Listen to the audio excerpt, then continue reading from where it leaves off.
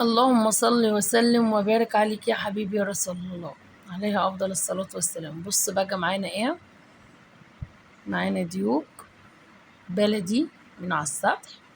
أنا طبعا عملتها معاكم كذا مرة محشية، مرة بفريك، مرة برز، مرة ببطاطس وكوسة وجزر وحاجات كتيرة خالص. يعني لو تفتكروا الفيديوهات دي، المرة دي بقى جابولكم مختلف خالص، ولا حشو ولا أي حاجة خالص.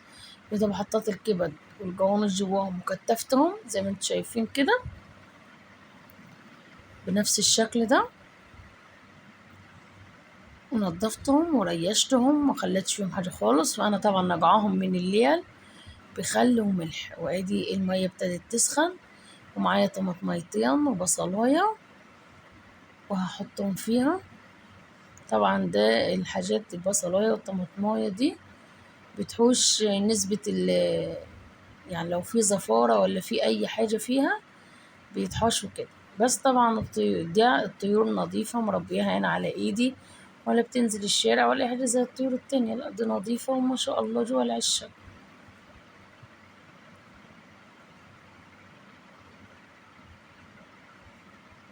وهمسكهم كده هحطهم في المية على النار، وهسيبهم طبعا وهغطيهم قد نص ساعة بالظبط، عشان هما لسه أصلا ما كملوش شهرين بالظبط عندي.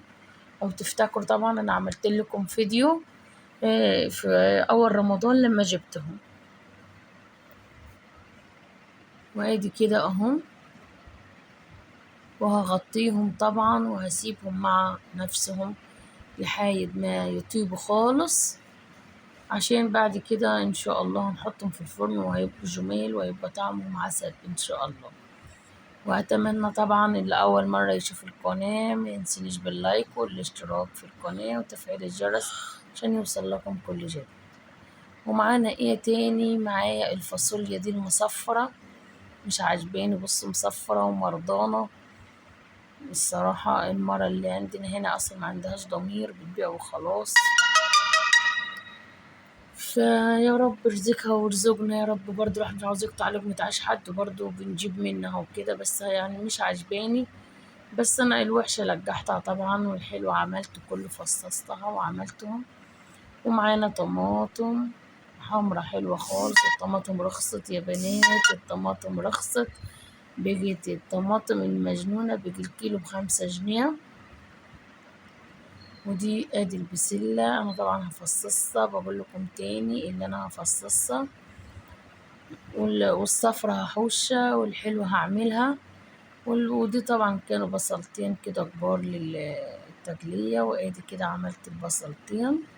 طبعا بنختصر على قد ما نقدر عشان ما تزهدوش مننا وكده.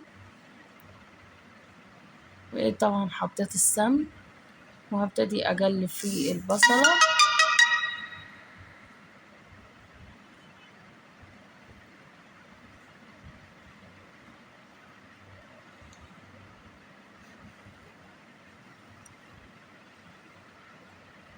طبعا اول ما هتحمر البصلة هلقح فيها الصلصة وكده. طبعا يكون خلاص كده هنقدم الاكل مع بعض.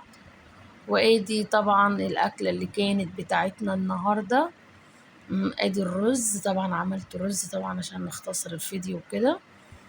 وادي طبعا الديوك الجبارة ما شاء الله عليها، الله اكبر، جميلة جدا جدا الصراحة. وكان طعمها تحفة تحفة.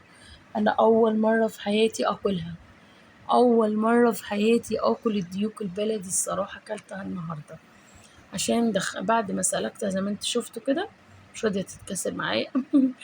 فانا بص كنت عاوزة اوريها لكم من جوه اللي هي نظيفة وحلوة، وكانت الصراحة ريحتها جميلة. واتمنى الفيديو يعجبكم، والسلام عليكم ورحمة الله وبركاته.